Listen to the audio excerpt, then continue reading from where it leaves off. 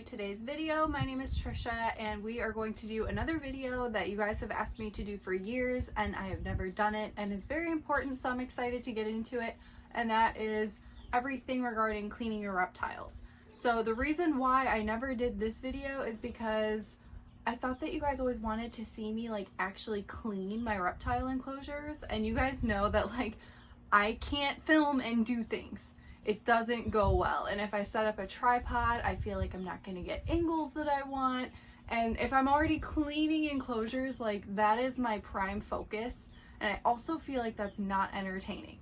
So I thought it out, and I discovered in my last video when we were talking about like the sanitation of reptiles that I wanted to include more information about how to keep a clean environment, especially for your animals, for their own health and well-being. So we're gonna talk about all of that stuff today, finally, after like 4 years of putting it off. So the first thing that I want to talk about is what to use to clean your enclosures, especially the glass, because I get this question all the time. As reptile keepers, especially if you're spraying the enclosure, you're going to end up with those watermarks on your glass doors or acrylic, and it doesn't look good. And sometimes it can be very difficult to get off.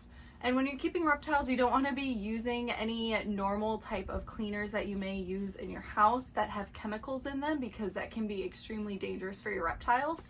So what I recommend to everyone, and what I do and what's worked very well for me, is I use distilled white vinegar mixed with water in a little spray bottle. I'll show you the spray bottle. This is my infamous spray bottle.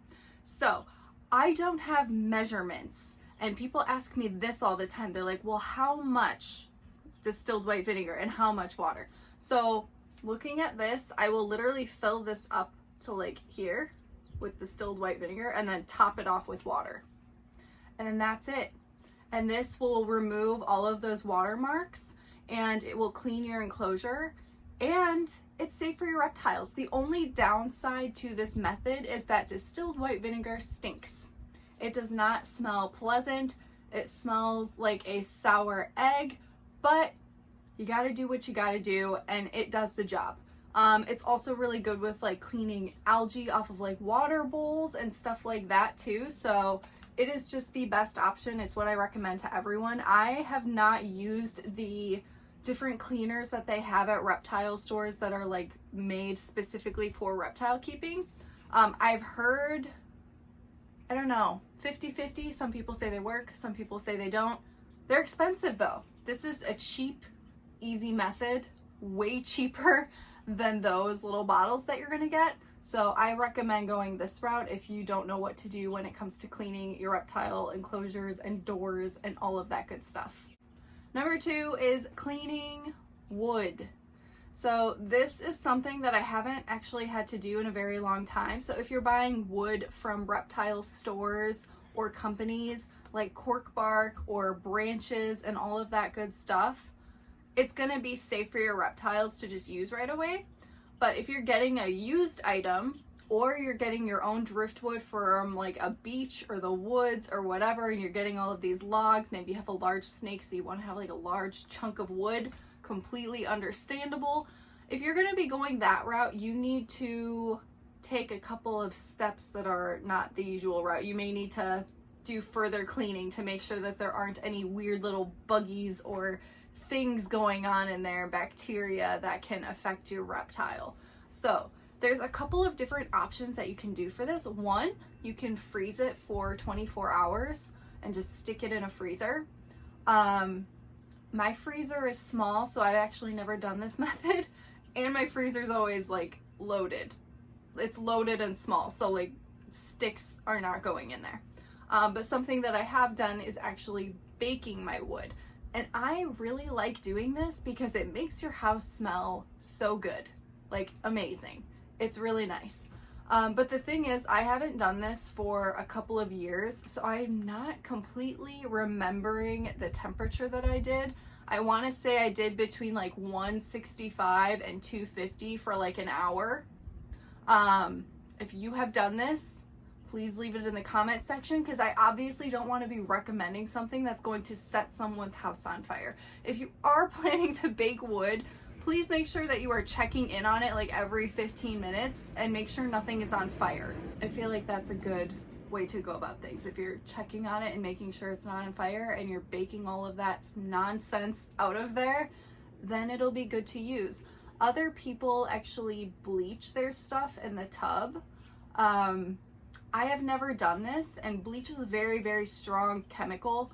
So if you are gonna do that, I would take some steps in cleaning the branches off after and like thoroughly rinsing them, and make sure that they are 100% dry before putting in any enclosure with your reptiles. Another thing when it comes to cleaning are plants. So you may be getting plants from who knows where. You could be getting it from Home Depot, Lowe's, a plant store.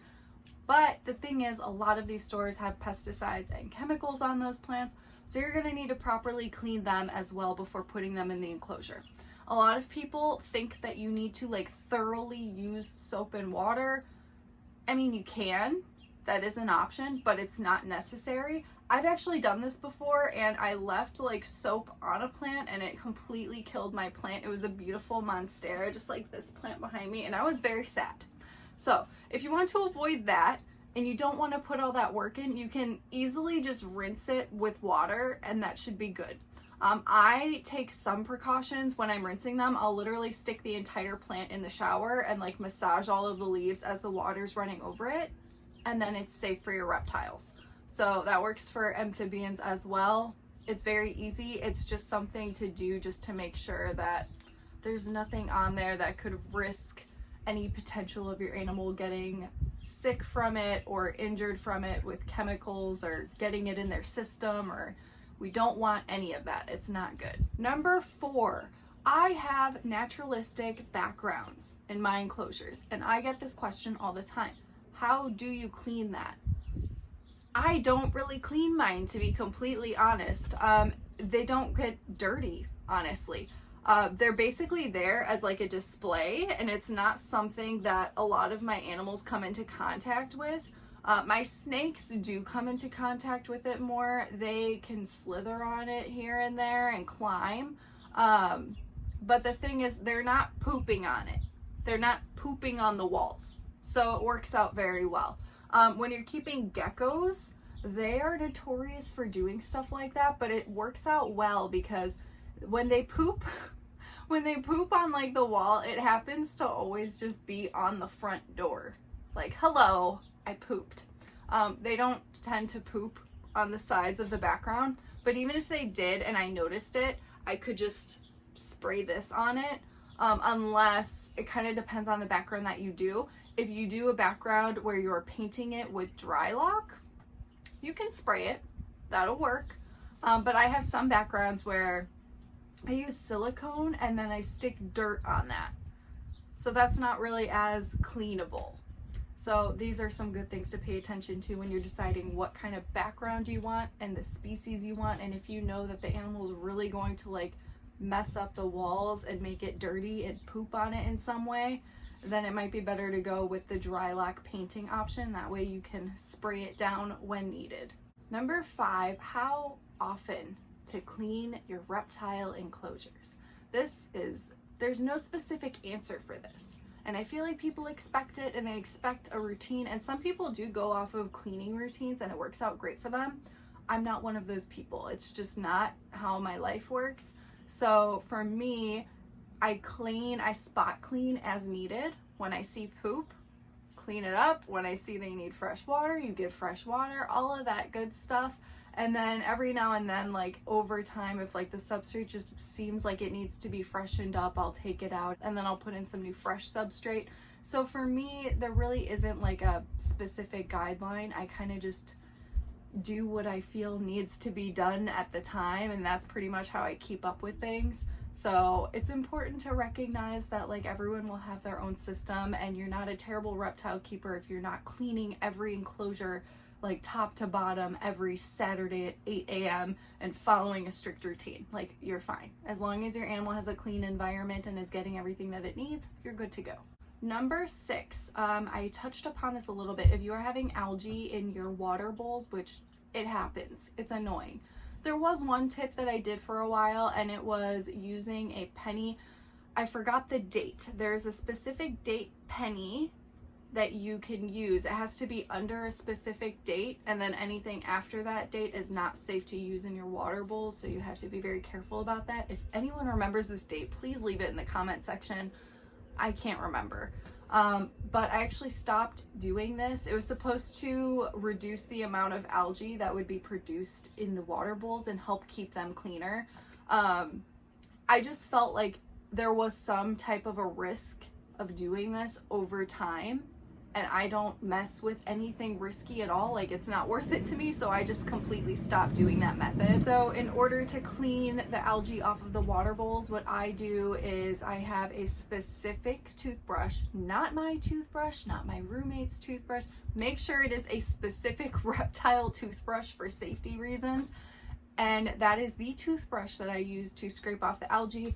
I use the distilled white vinegar, this stuff, and a toothbrush will remove all of that algae like magic. It's honestly kind of satisfying. It's annoying to have to do it, but it's satisfying watching all of it come off and then have a clean water bowl. So that is my tip for cleaning algae water bowls. So my 7th tip is anytime that you are reusing things, whether you're getting it used or from a friend, or maybe an animal passed away and you want to reuse it for something else, my tip is to clean everything that you're planning to reuse, like fake plants and stuff like that. For that, I will literally stick it in the bathtub, spray it down with this, and then rinse it and massage it with my hands and water. And that is what I've been doing this entire time. Yeah, nothing too fancy, but just make sure that if you're reusing anything, it's best to just be safe and make sure that it's clean first, especially if you don't really know where it's coming from and you don't know like what the other person was keeping and the health status of their animal. It's just not a good risk, so it's best to clean it. So those are all of my tips when it comes to cleaning reptile enclosures and what I do for all of mine. If you guys can come up with any others, please go ahead and leave it in the comment section and share with everyone else. I would love to see what you guys come up with if you have any other methods or helpful tips when it comes to cleaning.